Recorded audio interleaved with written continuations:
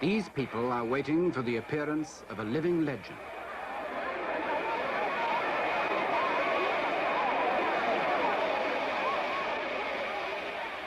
Ministers of government, ambassadors and their wives, princes of the church.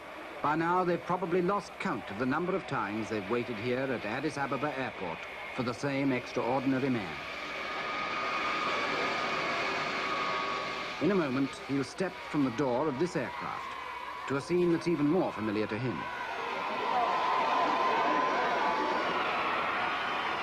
And here he comes, the legend in person. One of the world's best-known figures and faces, and one that most of us know least about. Father figure of modern Africa and relic of a vanishing world, feudal despot and reforming monarch, one of the last claimants to the divine right of kings, the legendary descendant of King Solomon and the Queen of Sheba.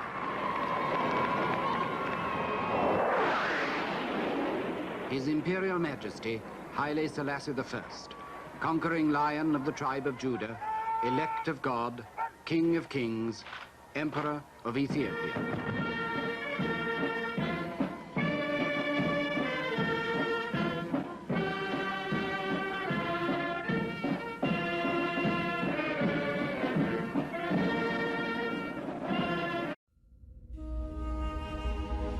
And I saw in the right hand of him who sat on the throne a scroll written inside, and on the back sealed with 7 seals.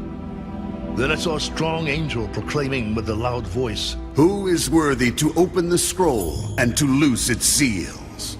And no one in heaven or on earth or under the earth was able to open the scroll or to look at it. So I wept much, because no one was found worthy to open and read the scroll or to look at it. But one of the elders said to me, "Do not weep. Behold, the Lion of the tribe of Judah, the root of David, has prevailed to open the scroll and to loose its 7 seals."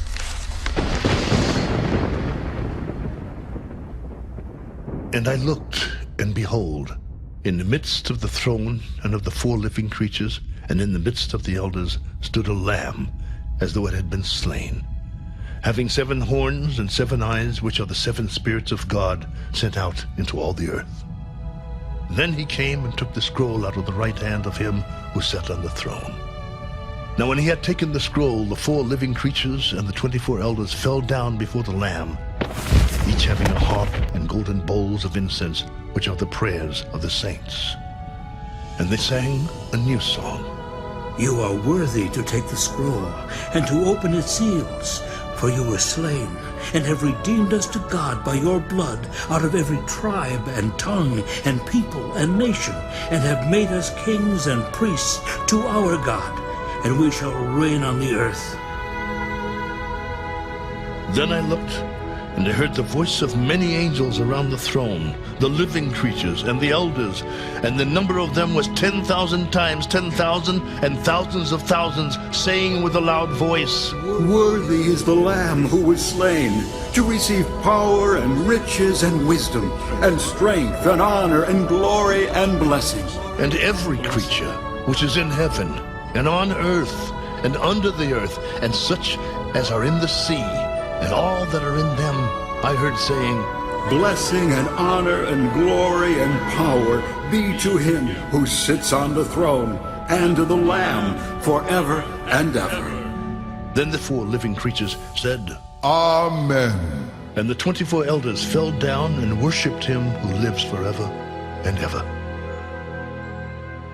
He wrote about him, they took pictures of him, and I think you and I are smart enough to read the accounts to realize that they're not speaking about a regular man. They're speaking about a man that's way higher than you and I, and even our parents. And in my books right now, and everything that I've read and searched, the only higher man than every man that I know is God.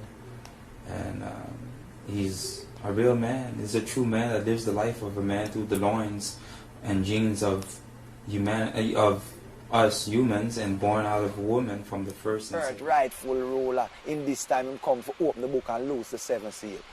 So what the work of what that mean? Open the book and loose the 7th seal. Him come that is going to be earthquake in diverse places, flood, all kind of things are going to start happening. That's what them say when the Son of Man return in him glory. And them thing, now we see them thing there, wars and rumors of wars, pestilence and famine.